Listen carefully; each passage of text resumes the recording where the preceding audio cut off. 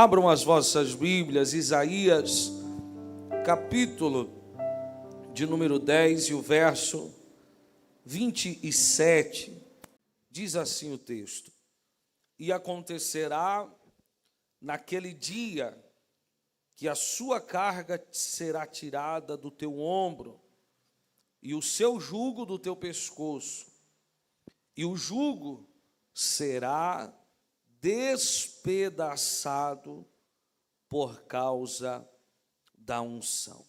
Amém? Diga: Senhor Jesus, fale ao meu coração através da sua palavra. Amém. Podei-vos assentar, irmãos. Louvado seja Deus. Texto bastante conhecido dos amados irmãos, irmãos que amam a palavra e que meditam nas Sagradas Escrituras, por alguma vez já deve ter passado por esse texto, onde vai falar da opressão dos assírios contra o povo de Israel, contra o povo de Deus. Israel sofria uma grande opressão. Israel sofria um grande ataque do inimigo, dos seus inimigos, principalmente os assírios, que se consideravam imponentes, porque por onde os assírios passavam, eles estabeleciam reinos, venciam batalhas, e eram consideráveis, ou eles mesmos se consideravam invencíveis, capazes de vencer qualquer reino e qualquer povo. E por isso, por onde eles passavam, ou onde eles estabeleciam o seu reino, eles oprimiam aquele povo. Não é diferente da nossa vida espiritual. Satanás, o mesmo que uma certa vez tentou se comparar com Deus, elevar o seu trono próximo ao trono de Deus, considera-se invencível, persistente e luta contra as nossas vidas de uma forma terrível. E há três formas do diabo agir, três maneiras. Ele inicia com a influência. Por isso que o salmista Davi, ele vai dizer nos Salmos primeiro: bem-aventurado, ou alegre é, ou bem-sucedido é o homem que não busca conselho de ímpios. Bem-aventurado é o indivíduo, é o ser humano que não dá ouvidos a qualquer tipo de conselho, que não permite entrar no seu ser, no seu intelecto, ou reger a sua vida de alguma maneira, conselhos de quem não tem conselhos para dar. Eu fico observando, tem pessoa que busca conselhos em quem não tem conselhos para dar. Às vezes a gente passando ali por uma dificuldade, vamos pegar um exemplo familiar, um casamento, e a pessoa ela vai expor a sua vida, ela vai expor a sua dor, ela vai expor os problemas que está acontecendo em casa, normalmente para quem não tem conselho para dar.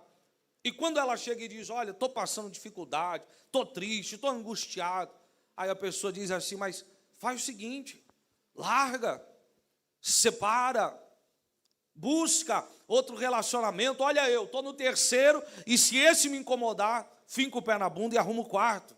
Porque homem tem demais, mulher tem demais. Como você vai prosperar ou ser bem-sucedido se aquilo que te influencia é conselho de ímpio? São conselhos malignos. O inimigo ele se levanta dessa forma contra nós, começando pela influência. O diabo ele não chega já de cara mostrando um tridente, um rabo pontudo, vermelho pegando fogo para te assustar, não. Ele vem com um sapatinho de algodão e começa justamente pela influência. Por isso que os nossos ouvidos têm que estar guardados na presença de Deus. A nossa mente vestida o capacete da salvação, blindado para que nem todo tipo de conselho que não provém de Deus, que não provém da palavra, que não provém de um servo de Deus, de alguém que está na liderança da igreja, apto para te aconselhar, apto para te corrigir, segundo a vontade de Deus, segundo os pensamentos de Deus, você precisa rejeitar se quiser ser bem-aventurado. Eu preciso rejeitar estes conselhos que não provêm de Deus se eu quero ser bem-aventurado. Porque os assírios não chegaram de uma vez com tudo, de uma vez por todas, sobre o povo de Deus, não. A fama dos assírios já vinha antes. E os reinos já se prostravam e já se rendiam antes mesmo da batalha. Porque a fama vinha antes. E quando nós, de princípio, de começo, já damos ouvido a conselho de ímpios, nem sequer meditamos na palavra de Deus, nem sequer dobramos o nosso joelho para buscar no Senhor um momento de oração, um propósito, uma campanha, e já vamos entregando tudo de mão beijada a Satanás, o que acontece? A opressão, sendo o segundo estágio, começa a se manifestar. Começa a se manifestar. Porque o segundo estágio do agir do inimigo chama-se opressão. Para oprimir. E opressão é quando ele começa a tirar de uma área da tua vida, de parte da tua vida, aquilo que você já conquistou. Não é tudo de uma vez. Não se engane. O inferno não está nem aí se ele vai tirar de você em 1 ano, em 5 anos, em 10 anos, em 20 anos. Eu aconselhei um pai de família, senhor já de muitos anos casado, já tinha os seus 30 anos de casamento. E quando eu cheguei para conversar com ele já estava com o casamento assim bem acabado, estava difícil o negócio. E a gente chegou para conversar e ele falou assim: não, sabe uma coisa? 30 anos casado já, eu não quero mais. Eu me apaixonei de novo, eu estou vivendo um novo sentimento, uma nova emoção.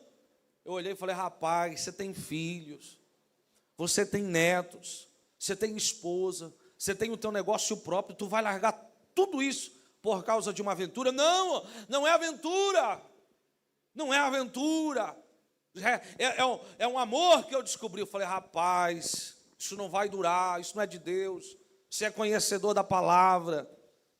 Sabe o que ele fez com 30 anos de casado? Largou para trás, foi se aventurar. Se ajuntou com uma mais nova, passou 1 semana, 2 semanas, 3 semanas, fiquei sabendo que ele tinha separado dessa mais nova. Passou-se 1 mês e ele envergonhado, 2 meses e ele desviava de mim.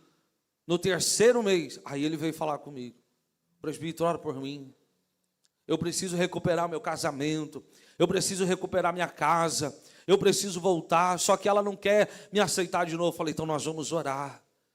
Você vai voltar para os pés do Senhor, você vai voltar para a presença de Deus, aleluia. E esses dias eu conversei com a irmã, e eles estão felizes, casados, reconciliaram, se perdoaram os dois, e estão caminhando na presença de Deus. O diabo, ele começa a tirar aquilo que Deus já te deu graça, para conquistar, zelar e suportar por longos anos.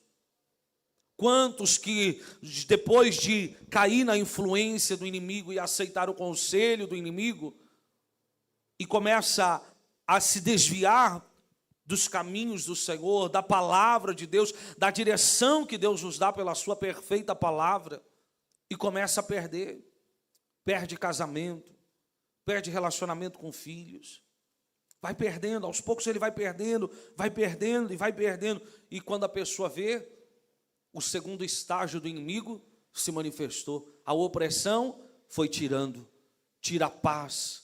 A pessoa oprimida, ela não tem paz na alma, ela não dorme de madrugada, ela não tem descanso, a sua vida é um sobrepeso nos ombros. É por isso que Jesus falou: aquele que está oprimido e sobrecarregado, aquele que está em opressão, está algemado, aquele que está acorrentado pelo inimigo, é um passo para frente e dois para trás. Vinde a mim, diz o Senhor, volta para a minha presença, recebe o meu conselho de novo, recebe a minha palavra de novo, busca conselho na minha lei de novo, e eu vos aliviarei.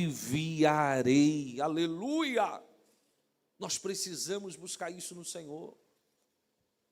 Buscar essa libertação, buscar essa liberdade que o Senhor nos dá. Essa liberdade que está em Cristo e na sua palavra. Não confunda liberdade com libertinagem. Tem muita gente que acha que para ser livre tem que fazer o que quer. Não, se você andar pelos conselhos, na direção da palavra do Senhor, aí sim verdadeiramente sereis livres. E só conhece ou só reconhece aquele que perde a liberdade em Cristo. Aquele que acaba caindo nas ciladas de Satanás, nas correntes do inimigo. Quantos estão entendendo? Diga glória a Deus. Eu preciso entender qual a estratégia do inimigo para me buscar essa unção. O terceiro estágio do agir do inimigo é, louvado seja Deus, a desgraça total na vida do ser humano. Influência, a opressão e, por fim, a possessão. É quando a pessoa, e você provavelmente já deve ter visto muitas vezes, libertações acontecendo na igreja, pessoas manifestando, é quando o diabo consegue espaço suficiente, a um ponto de tomar até o controle das faculdades mentais da pessoa.